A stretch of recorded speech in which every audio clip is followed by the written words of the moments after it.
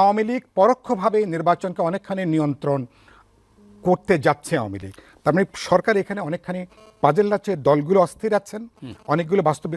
তার মানে এই ব্যাপারেও আপনার সুচিন্তিত কম্প্রিহেন্সিভ কোনো পলিসির জায়গায় আপনি যাচ্ছেন না, এগুলো আর আন্তর্জাতিক চাপ আছে। তার মানে আওয়ামী লীগের ভূত যে আমাদেরকে তাড়া করছে, আপনার এই এজেন্ডার আজকের এই এসএটিভি সংলাপের মধ্যেও আমরা একটা লম্বা সময় কাটাচ্ছি আওয়ামী লীগকে নিয়ে। তার মানে আমরা ভূত কিন্তু আমাদের ঘাড়ের উপরে কিন্তু আছে, আপনি তাড়াতে চাইলে কিন্তু আপনি তাড়াতে পারছেন না। তার মানে আপনি বিষয়টাকে আপনি এটা কোনো ইমোশন দিয়ে আপনি অ্যাড্রেস করতে পারবেন না। আমি যেটা বলেছি এ ব্যাপারে একটা কম্প্রিহেন্সিভ একটা অ্যাটিটিউড দরকার। না সেটা তো আপনি বলেছেন, কিন্তু সরকার ভীত কেন, ভয় পাচ্ছে কেন? না না না, আমি বলছি সরকার দুটো জায়গা থেকে সরকার উদ্বিগ্ন।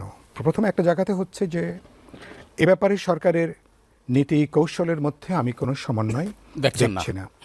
আমি গত 14 মাসে আওয়ামী লীগের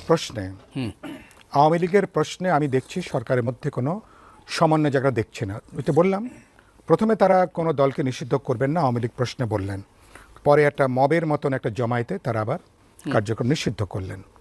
তো তারপরে আবার জাতীয় পার্টির ক্ষেত্রে একই ধরনের জায়গাটা, সেটা এখন আপাতত পেন্ডিং আছে, কি করবে না করবে এখনো হিসাবের দোলাচলের ভেতরে আছে।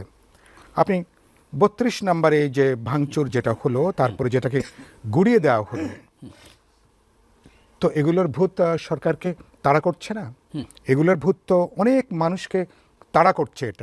এটা শুধুমাত্র একটা দলের প্রশ্ন না, আপনি বাস্তবে কোটি কোটি মানুষের আবেগ অনুভূতিতে আপনি আঘাত দিয়েছেন। ওটা এরকম অসংখ্য প্রশ্ন আছে যেগুলো ভূতকে তাড়াতে চাইলেও ভূত কিন্তু ঘাট থেকে নামছে না।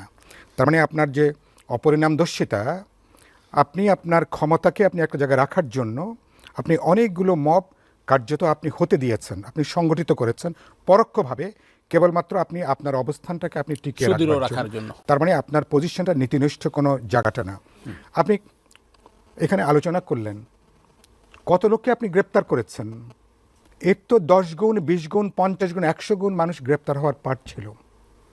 তাদের শতভাগের 1 ভাগ হয়তো মাত্র আপনি গ্রেপ্তার করেছেন, আইনের আওতায় এসছেন। অধিকাংশ পালিয়ে গেছেন, অনেকে ভেতরে আছেন, নানা বন্দোবস্তের ভেতরে অনেকে তারা আছেন। যাদের বিরুদ্ধে নির্দিষ্ট ফৌজদারি অপরাধ আছে তাদেরকে আপনি গ্রেপ্তার করেন, আইনের আওতায় আনেন, বিচারটা করেন। কিন্তু সাধারণ মানুষকে আমার একটা কথা খুব মনে পড়ছে, আওয়ামী লীগের সাধারণ সম্পাদক ছিলেন সৈয়দ আশরাফ। জামাত ইসলামীর যুদ্ধাপরাধের যখন বিচারের ব্যাপারটা চলছে, আমি যদি ভুল না করে থাকি, আপনি তো সাংবাদিক, মনে থাকার কথা, উনি বলছেন মাত্র কয়েকজনকে কেন আপনারা বিচারটা করছেন। উনি একটা কথা বলেছেন যে আমরা কি বাংলাদেশে ঘরে ঘরে আমি কি যুদ্ধ বাঁধাবো, প্রায় কোট আনকোট প্রায় আমি বলছি সৈয়দ আশরাফের কথা। অনেকে বলছেন এটা তো কয়েক হাজার মানুষ যুক্ত, তাহলে আপনারা গ্রেপ্তার করলেন মাত্র কয়েকজনকে, যুদ্ধাপরাধ আপনার মানবতার বিরুদ্ধে ট্রাইব্যুনাল দাঁড় করালেন। আমি কথাটা কেন মনে পড়লো, যাদের বিরুদ্ধে সুনির্দিষ্ট অপরাধ আছে, খুনের গুমের অপরাধে, তাদের ব্যাপারে ইস্যু করেন, গ্রেপ্তার করেন, আইনের আওতায় আনেন, কিন্তু সেটার জন্য সাধারণ লক্ষ লক্ষ বা তার কোটি দর্শক সমর্থক বা তার যারা ভোটাররা আছে তাদেরকে আপনি যে জায়গার মধ্যে রেখেছেন, তো এটা তো কোনো না কোনোভাবে তা তো মানে একভাবে কিন্তু একটা ব্যাকফায়ার করবে।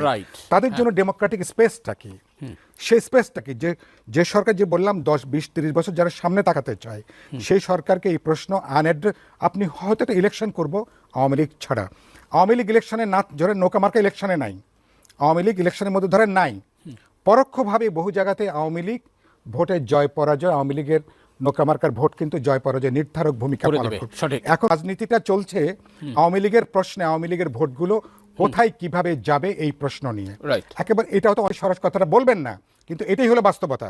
আওয়ামী লীগের ভোট কোন দিকে যাবে, আমি বলছি আওয়ামী লীগ পরোক্ষভাবে নির্বাচনকে অনেকখানি নিয়ন্ত্রণ করতে যাচ্ছে আওয়ামী লীগ। তার মানে সরকার এখানে অনেকখানি পাজেল আছে, দলগুলো অস্থির আছেন, অনেকগুলো বাস্তবে।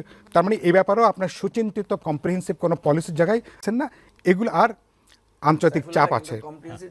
রাস্তা আছে কিনা সেটা বলেন। হ্যাঁ, আমি মনে করি মানে দল ছিল, আপনি সমস্ত দলগুলোর সাথে আপনি এখানে আলোচনা করতে পারতেন। আপনি কি আওয়ামী লীগের এই প্রশ্নে কি সরকার কি দলগুলোর সঙ্গে আমাদের সঙ্গে একটু কোনো আলোচনা করেছে? সবাই বলতেছে আওয়ামী লীগের রাজনীতি চাই না, আওয়ামী লীগ নিষিদ্ধ। না, কিন্তু আপনি কিভাবে তাকে কমব্যাট করবেন, কিভাবে তাকে আপনি মোকাবেলা করবেন, কোনো আলোচনা হয়েছে? না, কোনো আলোচনা তো হয়নি। অপরাধের বিচার আর সাধারণ মানুষকে কিভাবে আপনি ইনক্লুসিভ সমাজের মধ্যে যুক্ত করবেন, তাহলে আপনাকে বলতে হবে না তারা কি আপনাদের দলগুলোতে তারা কি ভাগ হয়ে তারা জয়েন করবে জি। নাকি তাদের জন্য অন্য কোনো অপশন আছে? জি। কিন্তু এটা প্রিন্সিপালি আওয়ামী লীগের ঠিক করতে হবে, আওয়ামী লীগ কীভাবে ফিরতে চায় এটা আওয়ামী লীগকে ডিসাইড করতে হবে। বাংলাদেশের গণতান্ত্রিক অভিযাত্রার পথে আওয়ামী লীগ 14 মাসে কোনো দায়িত্বশীলদের বললাম কোনো বক্তব্য রাখেনি।